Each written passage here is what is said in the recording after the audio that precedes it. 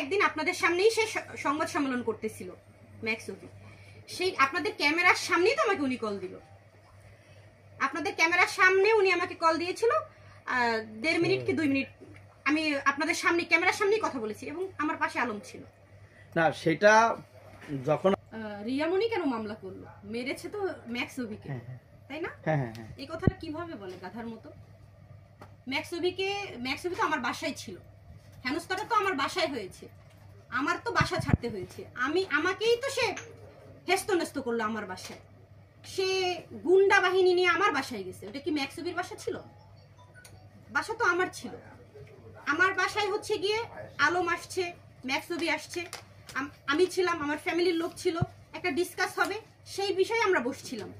এর মধ্যে তার কথা কাটাকাটির মধ্যে সে লোকজন ডাকলো আমার বাসায়, ডেকে এনে সে হস্তনস্ত। এগুলা কি? আবার বলে সে আমি কেন মামলা করব? কাহিনী ঘটাইছে আমার সাথে, আমি মামলা করব না। সে বললো মার খেলো ম্যাক্স, মারছে ম্যাক্স অভি, দ্বন্দ্ব ম্যাক্স অভির সাথে। তাহলে আলম আমার নামে মামলা কেন দিল? আমার কেন এখন হাজিরা দিতে হচ্ছে? আমার কেন কোর্টে উঠতে হচ্ছে?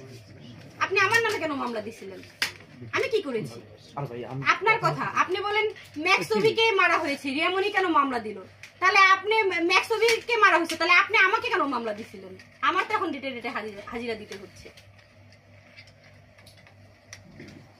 আচ্ছা, আরেকটা বিষয় হলো যে আপনি